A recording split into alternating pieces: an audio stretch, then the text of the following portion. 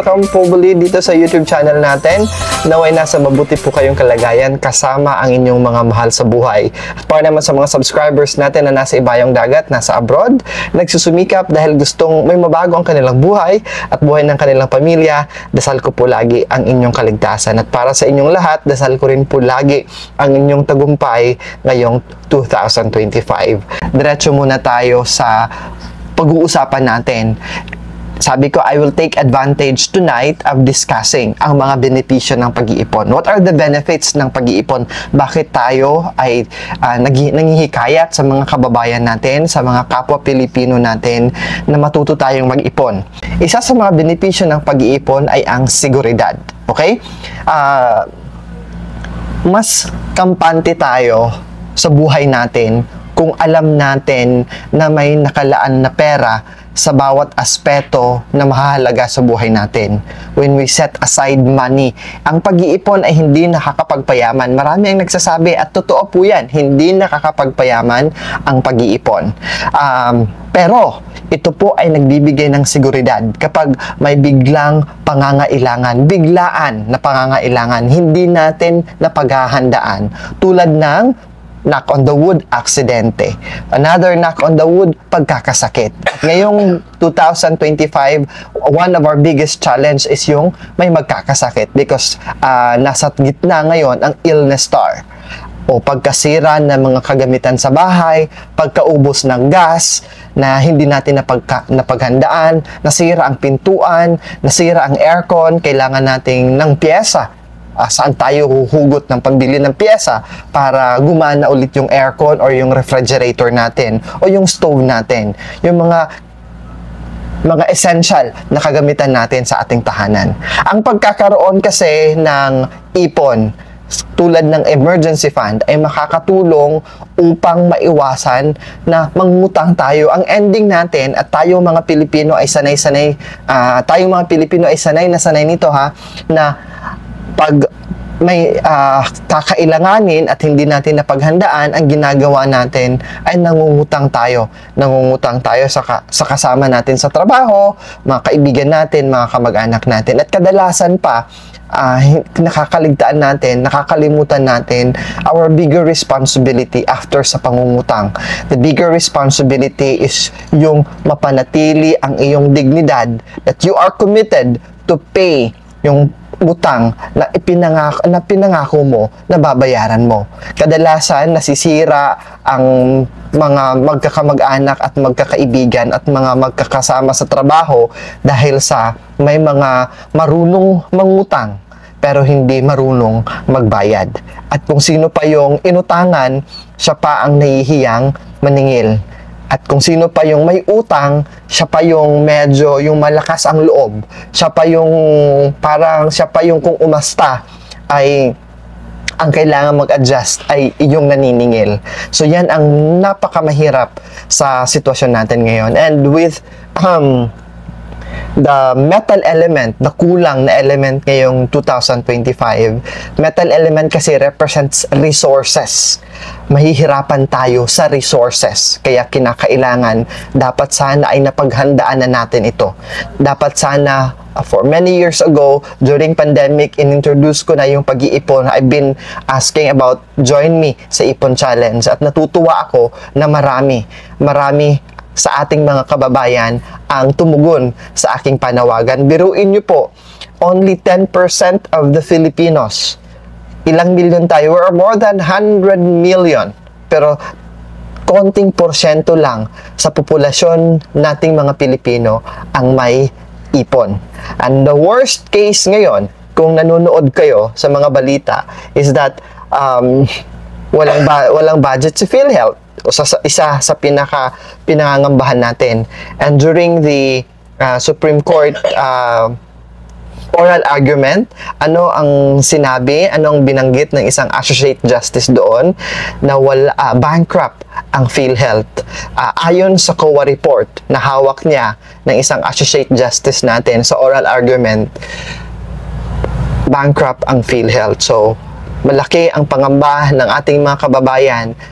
Ang seguridad natin na may panggastos tayo sa mga maintenance, ang seguridad natin, knock on the wood ulit, knock on the wood, na kung magkakaroon ng sitwasyon na may dadalhin sa ospital sa isa sa mga mahal natin sa buhay, ano ang ipantutustos natin? Saan tayo huhugot? Di ba wala? Dahil wala tayong ipon at karamihan sa atin ay walang ipon. So, isa sa pinakamagandang benepisyo ng pag-iipon ay seguridad. Seguridad natin at seguridad ng ating pamilya. Knock on the wood, kung malulugi man ang negosyo o kung mawawala man ang trabaho na ginagawa araw-araw natin, na dinededicate yung oras at panahon natin dahil sa pagkakasakit, kailangan tayong umalis sa trabaho o huminto sa pagtatrabaho, ay hindi pa rin tayo magugutom dahil secured tayo, may seguridad tayo dahil nakapag-ipon tayo. Meron tayong emergency fund na nakalaan, meron tayong investment fund na nakaraan, meron tayong insurance na nakaraan. Huwag tayong dumepende sa PhilHealth, SSS at Pag-ibig. Dapat sigurado tayo na meron tayong mahuhugot at huwag tayong umasa sa gobyerno dahil alam na natin ang nangyayari sa panahon natin ngayon. Ano pa ang isang benepisyo na masasabi natin mahalaga sa pag-iipon? Pangalawa sa listahan natin ay ang pagkakaroon ng pag-asa. Ang pag-iipon kasi ay nagsisilbing paghahanda para sa mga pangmatagalan na inaasam-asam natin. Lalong-lalo na for those who have been working for many years, di ba? Gusto mong magkaroon, ma-renovate ang inyong tahanan. Gusto mong makabili ng sasakyan. Gusto mong makapundar ng maliit na negosyo. Pero wala wala kayong isang bultuhan na pagkukunan ng budget. Gusto nyong mapaayos yung bubong ninyo. Gusto nyong magkaroon ng silid tulugan na hindi tumutulo pag umuulan. Gusto nyong, at gusto natin lahat, a resilient home na kung saan kung may bagyo o may masamang mangyayari sa kalikasan, dala ng kalikasan, ay kampante tayo na hindi liliparin yung bubong natin, hindi tayo babahain kasi elevated na yung lupa natin kasi pinagawa natin, o hindi tayo mananakawan kasi nakasecured yung fence at may gate tayo. Pero kung wala tayong nakaipon, wala tayong nakaset aside na budget para dyan, paano magagawa yun, di ba? Isa sa binibigay na kahalagahan ng pag-iipon at isa sa benepisyo ng pag-iipon ay ang pagkakaroon natin ng pag-asa. Pag-asa na maisasaayos natin yung bahay natin, makakapagawa tayo ng bahay natin, maipapagamot natin yung isa sa mga mahal natin sa buhay na may karamdaman, kampante tayo sa pagbili ng lupa, o di ka naman kaya mag-upgrade ng sasakyan, o di naman kaya mag-invest sa negosyo. May pag-asa tayo na makaalwan sa buhay. May pag-asa tayo na makamit ang tinatawag natin na financial freedom. At hindi habang buhay tayo ay magtatrabaho. May pag-asa tayo na magiging kampante tayo sa pag-retire natin o retirement natin.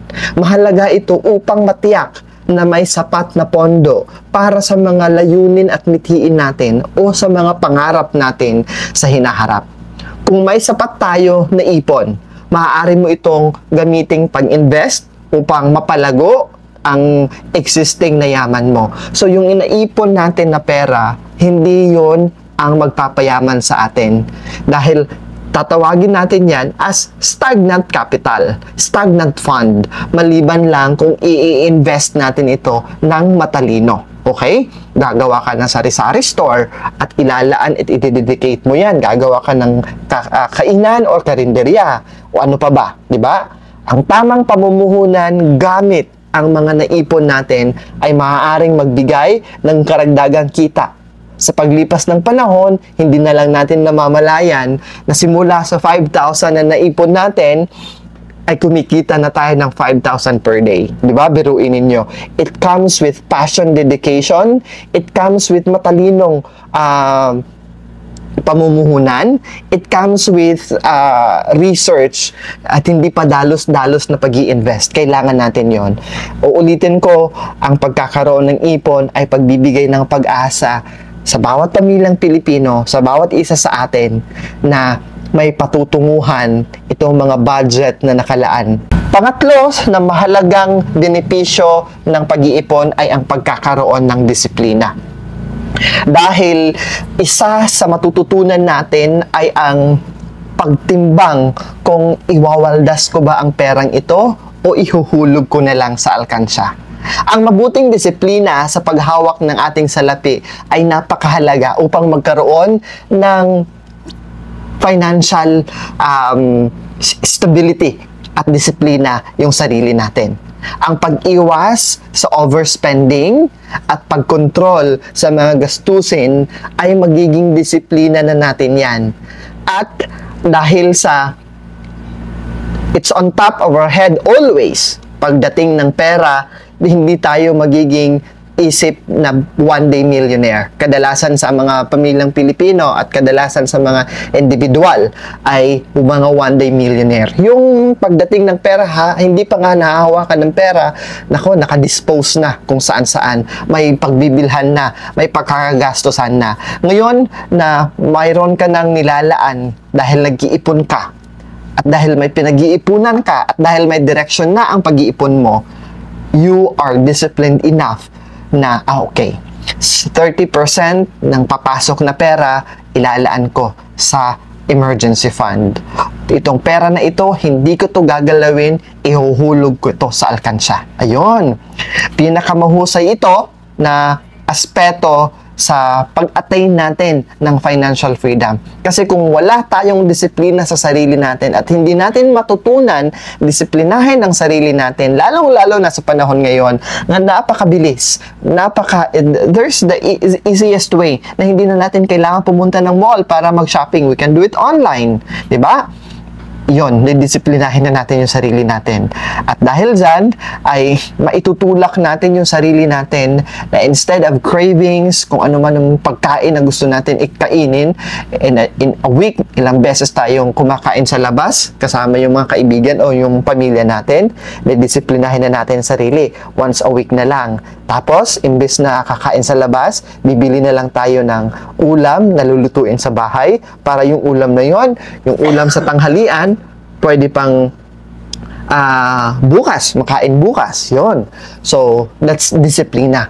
At karamihan sa ating mga Pilipino and the new generation, mga kabataan ngayon, kulang tayo sa disiplina in managing our finances. At isa yan sa pinakamahalaga na maituro natin sa bagong henerasyon, the financial knowledge. Kasi hindi yan natuturo sa mga colleges and university, di ba? The financial aspect ng buhay natin. Diretso muna ako sa susunod, kalayaan. Ito ang gusto nating makamit. Okay? Isa sa benepisyo ng Ipon Challenge at pag-iipon ay ang kalayaan.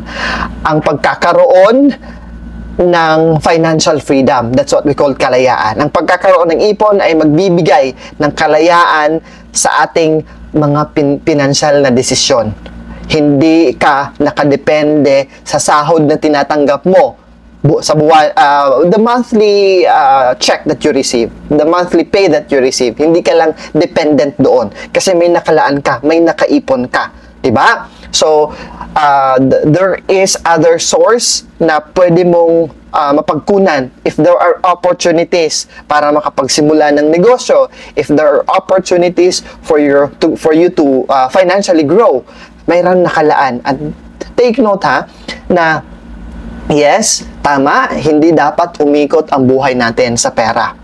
At dapat hindi tayo iikot sa pera.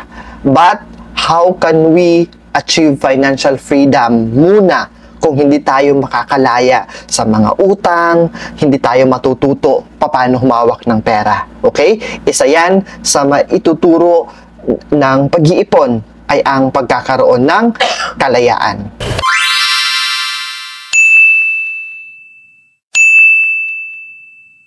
Subscribe to my channel.